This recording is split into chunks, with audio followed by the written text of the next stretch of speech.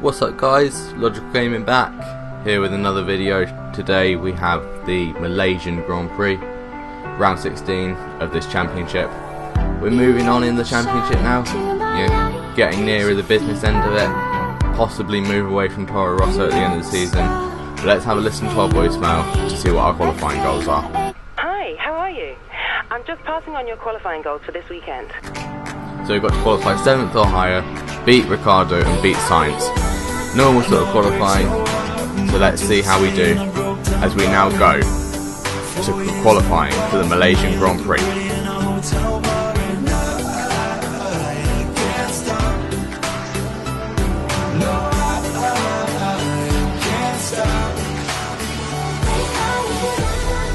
So here we are, starting our first lap. I think we did 2 laps over the course of the whole session. I think we did 2 back-to-back laps actually. But now coming into the final corner of the turn, hit the DRS and start accelerating down straight towards turn 1. And the tricky sort of 2 hairpins of turn 1 and turn 2, sort of chicane-ish. Second gear to turn 1, and we now cut to the end of that as we're coming up to the final turn again, the final hairpin behind Bottas. It looked like we gained on him during the lap, but we open the DRS again and we start our second lap when we cross the line. We go faster, but I knew we could go slightly faster. I made a few mistakes here and there, mainly in the middle sector. I got quite a big slide in the middle sector, so I knew I could improve quite a bit, as Rosberg then knocked us straight off, so I needed to beat Rosberg. But as we're coming along the back straight, we're just about 2 tenths up into the final corner, final turn. We hit this quite a lot nicer than we did before. Open the DRS, get a bit of oversteer out of the final turn, but it looks like we're going to go about a second per bit, and we knocked Rosberg off. So that was all we could do in the session, and it resulted in us being second, with Rosberg beating us by 7 tenths. So not the best, well, a good qualifying session for Toro Rosso. Shame we couldn't get pole.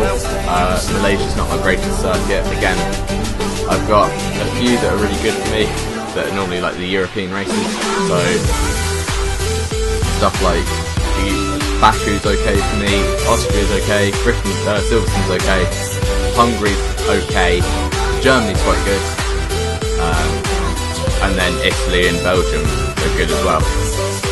So we move on to 1,112 resource points. We finish off the rivalry with Ricardo, and it looks like we're moving along nicely with the career mode.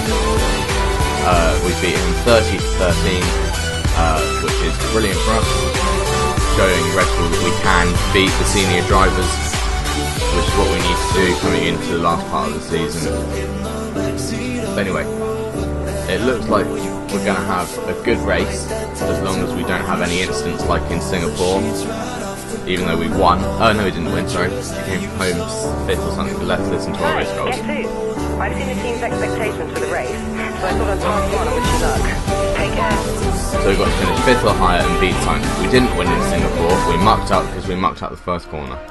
But now, let's go to the race.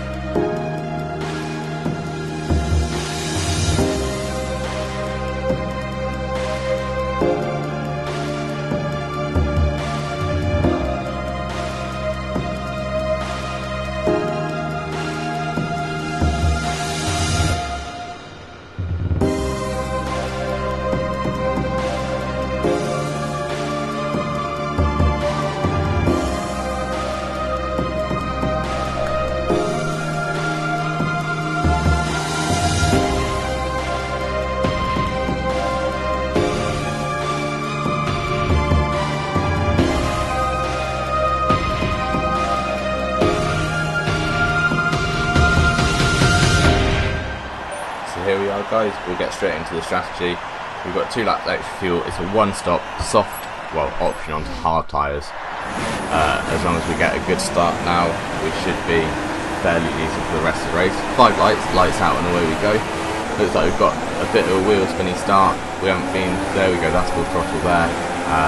Just looked like we didn't get away from the line well enough. And Rosberg's got a bit of a gap, but we're going to go up the inside. We've hit him as we did with Vettel in Singapore, but we've got no damage thankfully. We're going to hold it around the outside of Rosberg, and it looks like we have got the place. Let's have a quick look at that from the off-board shots, because we need to have a look at that in greater detail, because that was a bit of a bad start from us. So we get a lot of wheel spin off the start, as you can see, and it allows Hamilton to come alongside us, and it looks like Bottas is going to try and come alongside as well.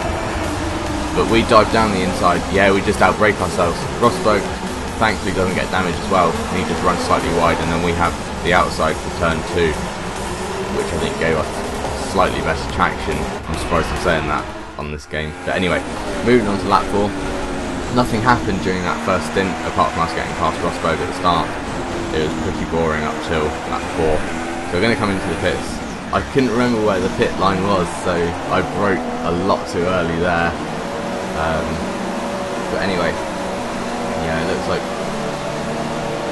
we've been leading, we've been stretching our advantage out, which is good. So let's hope we can have a good pit stop. Oh, brilliant, 1.9 second pit stop. That's what you need in this sort of situation, guys. Absolutely brilliant pit stop from the boys. Looks like Carlos Sainz is out of the race as well. Our teammate's out, which is brilliant for us. VSC deployed. The virtual safety car has been deployed. And we need to keep a positive delta here. Slow down, maintain a positive delta. We've got a VSC because of Sainz retiring. I think he's just off to the left there.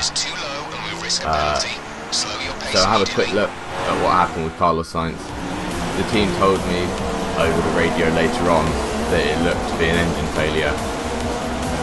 And here we go, engine failure, straight engine failure.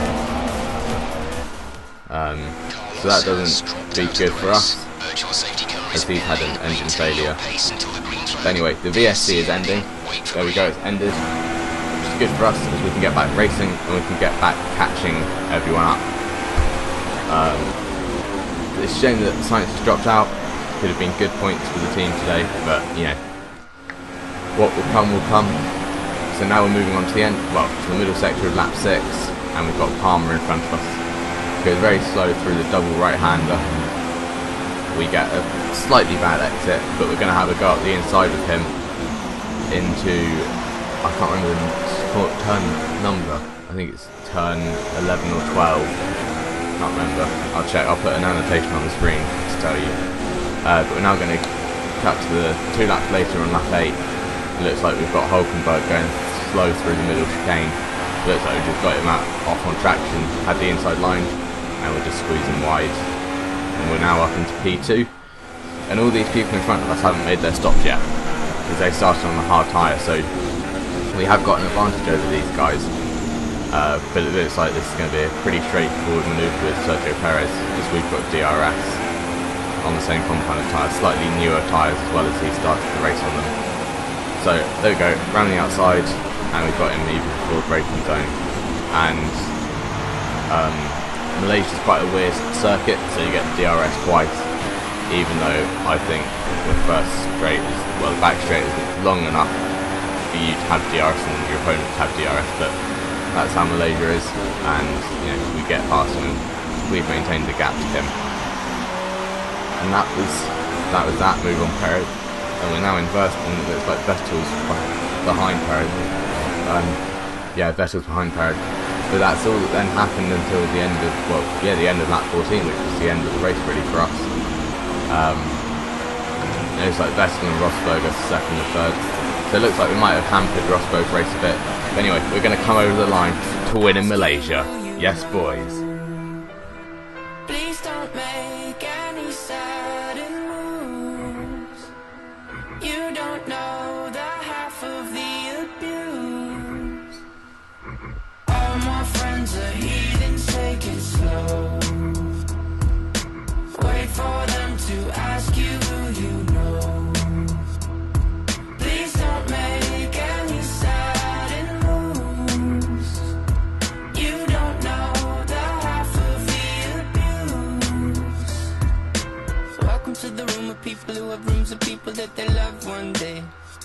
away. Just because we check the guns at the door doesn't mean our brains will change from hand grenades. You love another psychopath sitting next to you. You love another murderer sitting next to you. You think I'd get it sitting next to you. But after all I've said, please don't forget. All my friends are heathens, take it slow. Wait for them to ask. So there we go, guys. We finished first. Vettel in second, followed by Rosberg, Raikkonen, Ricardo, Bottas, Massa, Verstappen, Perez and Button rounding out the points. Hamilton was 11th, which is brilliant for us because it means that we should, hopefully, yeah we do, we move up into second in the Drivers' Championship. That's brilliant for us. That's a step for us to hopefully getting promoted to someone like Red Bull. Well, a higher team to us anyway. But you never know with this. We might want to drop back down to a lower team and build them up like we have with Toro Rosso. We don't know. We might go into the Renault next year, we might go into the Manor. We just don't know with this. We could be in any car next year, but we're still in fourth in the Constructors, which is great for Toro Rosso. Overall, pretty decent weekend for us. Also getting the win is amazing. Denying Mercedes a win at the Malaysian Grand Prix. Of course, one of their major sponsors, Petronas, is from Malaysia. So brilliant for us. But also, it means that we move on to 1,292 resource points. We're still right at the purple, right at the top end of the purple with the team. And what we're going to aim to do with the research and development is we've now got the option to cease R&D. What we're going to do is we're going to try and get to the US Grand Prix, maybe the end of Japan, stick an engine upgrade on the car, unless we do it now. I think we might, we'll stick an engine upgrade on now, and then see how many resource points we can get from the Japanese Grand Prix, and then put something in possibly then. But anyway, that's going to be this episode for today, guys. I've been Logical Gaming as usual. I'll see you guys next time for the Japanese Grand Prix. See you next time, guys.